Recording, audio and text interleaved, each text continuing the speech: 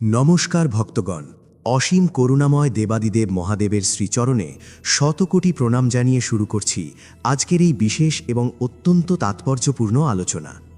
হিন্দু ধর্মে এবং আমাদের চিরায়ত বাঙালি সংস্কৃতিতে চৈত্র মাস এক বিশেষ স্থান অধিকার করে আছে, কারণ এই মাস হল শিব বন্দনার মাস, তপস্যার মাস এবং আত্মশুদ্ধির মাস। এই চৈত্র মাসের একেবারে শেষ লগ্নে যখন প্রকৃতি গ্রীষ্মের দাবদাহে তপ্ত হয়ে ওঠে, ঠিক সেই সময়ে বাংলার ঘরে ঘরে মায়েরা পরম ভক্তি ও নিষ্ঠার সঙ্গে পালন করেন এক মহাপবিত্র ব্রত, যা নীল পুজো বা নীল ষষ্ঠী নামে সর্বজনবিদিত।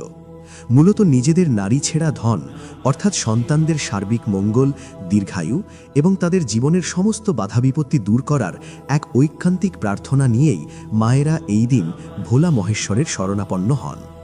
শাস্ত্র পুরাণ মতে দেবাদিদেব মহাদেব হলেন আশুতোষ, অর্থাৎ তিনি খুব অল্পেই সন্তুষ্ট হন, কিন্তু তার আরাধনার ক্ষেত্রে ভক্তি এবং নিয়মের শুদ্ধতা থাকা বাঞ্ছনীয়। আজকের এই পর্বে আমরা নীল পুজোর প্রতিটি বিষয়, এর সময়সূচি, গভীর তাৎপর্য, সূক্ষ্মাতিসূক্ষ্ম নিয়মকানুন এবং উপবাস ও আহারের প্রতিটি দিক নিয়ে অত্যন্ত বিস্তারিতভাবে আলোচনা করব, যাতে আপনাদের মনে এই ব্রত সম্পর্কে কোনো সংশয় না থাকে এবং আপনারা সম্পূর্ণ নিখুঁতভাবে বাবা ভোলানাথের কৃপা লাভ করতে পারেন। নীল পুজো কবে এবং ঠিক কোন সময় পালন করতে হয় তা নিয়ে অনেকের মনেই নানা প্রশ্ন থাকে। হিন্দু পঞ্জিকা অনুসারে চৈত্র মাসের সংক্রান্তি, অর্থাৎ যে দিনটিকে আমরা চড়ক পুজো বলে জানি, ঠিক তার আগের দিন এই নীল পুজো বা নীল ষষ্ঠী পালিত হয়। পুরাণ অনুযায়ী এই দিনটিতেই পরমেশ্বর শিবের সঙ্গে দেবী নীলবতীর বিবাহ সম্পন্ন হয়েছিল, তাই এই দিনটির মাহাত্ম্য অপরিসীম।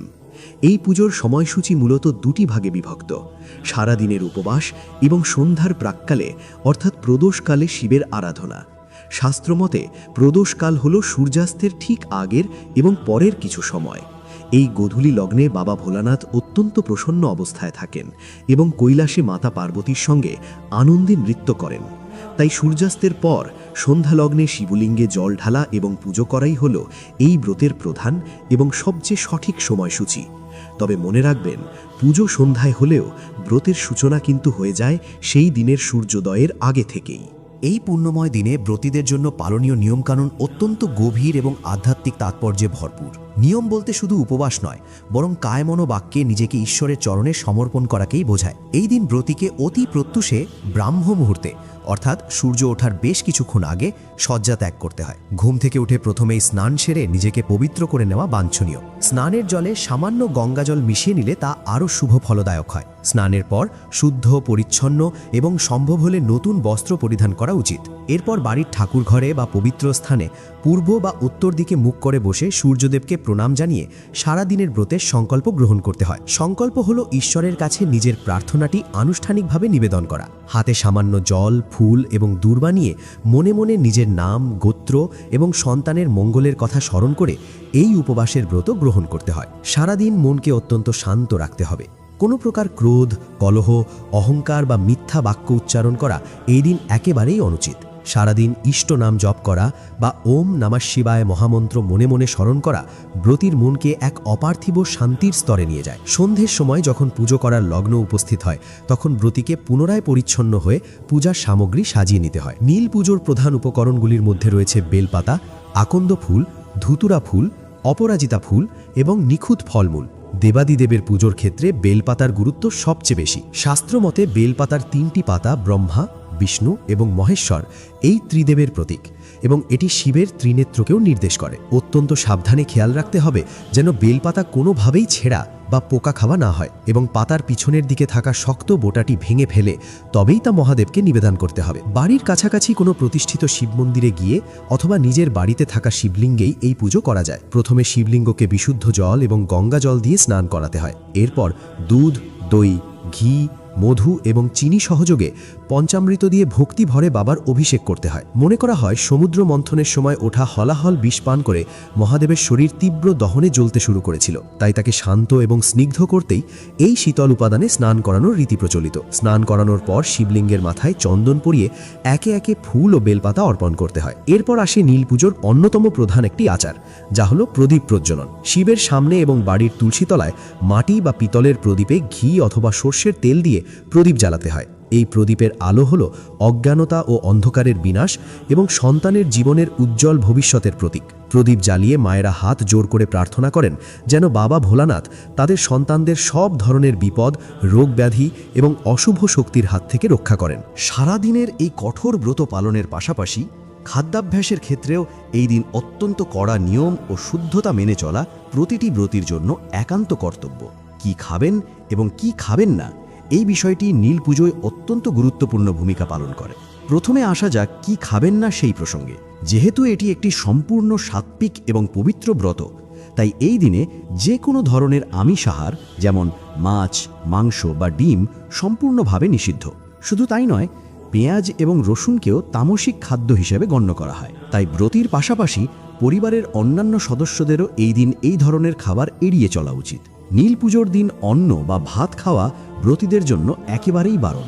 হিন্দু শাস্ত্রে উপবাসের দিনগুলিতে চাল বা চাল থেকে তৈরি কোনো খাবার গ্রহণ করাকে ব্রতভঙ্গের শামিল বলে মনে করা হয়। এছাড়া মুসুর ডাল বা যে কোনো প্রকার উগ্র মশলাযুক্ত খাবার খাওয়া থেকেও বিরত থাকতে হবে। ব্রতীর জন্য রান্না করার সময় বাসনপত্র যাতে সম্পূর্ণ আলাদা এবং পরিষ্কার থাকে সেদিকেও বিশেষ দৃষ্টি দেওয়া প্রয়োজন। সম্ভব হলে এই দিনটিতে বাইরের কোনো খাবার বা অপরিশুদ্ধ জল পান করা থেকেও নিজেকে বিরত রাখা উচিত। এবার জেনে নেওয়া যাক এই উপবাসের দিনটিতে ব্রতী কি খেতে পারেন বা কিভাবে তার উপবাস ভঙ্গ করবেন। নীল পুজোর সবচেয়ে শ্রেষ্ঠ নিয়ম হল সারাদিন নির্জলা উপবাস করা, অর্থাৎ সূর্যোদয় থেকে শুরু করে সন্ধ্যায় শিবের মাথায় জল ঢালা পর্যন্ত এক ফোঁটা জলও পান না করা। কিন্তু সকলের শারীরিক ক্ষমতা একরকম হয় না। যাদের শারীরিক অসুস্থতা রয়েছে, বয়সজনিত সমস্যা রয়েছে বা যাদের নিয়মিত ওষুধ সেবন করতে হয়, তাদের ক্ষেত্রে শাস্ত্র কখনোই এতটা কঠোর হওয়ার কথা বলে না। তারা সারাদিন পরিষ্কার পানীয় জল পান করতে পারেন। এছাড়া ডাবের জল, ফলের রস বা মরশুমি ফল যেমন কলা, আপেল, শসা, তরমুজ ইত্যাদি গ্রহণ করা যেতে পারে। সারাদিন আহারের ক্ষেত্রে সাবু ভিজিয়ে বা দুধ দিয়ে মেখে খাওয়া যায়, যা শরীরকে ঠান্ডা রাখে এবং শক্তি যোগায়। সন্ধ্যায় মন্দিরে পুজো সম্পন্ন করে শিবের মাথায় জল ঢালার পর অবশেষে ব্রত ভঙ্গ করার নিয়ম।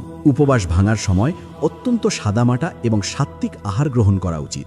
ময়দার লুচি বা পরোটার সঙ্গে আলু বা পনিরের কোনো নিরামিষ তরকারি, ছানার ডালনা অথবা মিষ্টি জাতীয় খাবার খেয়ে মায়েরা উপবাস ভঙ্গ করে থাকেন।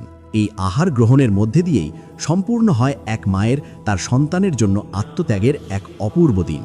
পরিশেষে বলা যায়, নীল পুজো শুধুমাত্র কিছু নিয়মের সমষ্টি নয়, এটি হলো এক অটুট বিশ্বাস, মাতৃত্বের এক পবিত্র প্রকাশ এবং ঈশ্বরের প্রতি নিঃস্বার্থ আত্মনিবেদনের এক অপূর্ব নিদর্শন। বাবা বিশ্বনাথের অসীম কৃপায় আপনাদের সন্তানের জীবন সুখ, শান্তি, সুস্বাস্থ্য এবং সমৃদ্ধিতে ভরে উঠুক। তারা দীর্ঘায়ু লাভ করুক এবং জীবনের প্রতিটি ক্ষেত্রে সফল হোক, এই কামনাই করি। আশা করি আজকের এই বিস্তৃত আলোচনা থেকে আপনারা নীল পুজোর প্রতিটি নিয়ম এবং এর আধ্যাত্মিক দিকটি গভীরভাবে উপলব্ধি করতে পেরেছেন।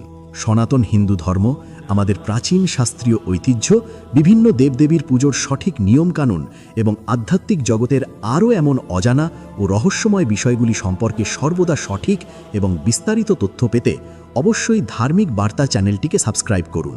আপনাদের একটি সাবস্ক্রিপশন এবং আপনাদের মূল্যবান মতামত আমাদের আরও নতুন নতুন বিষয় নিয়ে আপনাদের সামনে আসতে উৎসাহিত করে। কমেন্ট বক্সে আপনাদের ভক্তি এবং মনের প্রার্থনা জানিয়ে অবশ্যই লিখবেন হর হর মহাদেব। সবাই ভালো থাকবেন, সুস্থ থাকবেন এবং ভক্তি ভরে ঈশ্বরের আরাধনা করবেন। নমস্কার।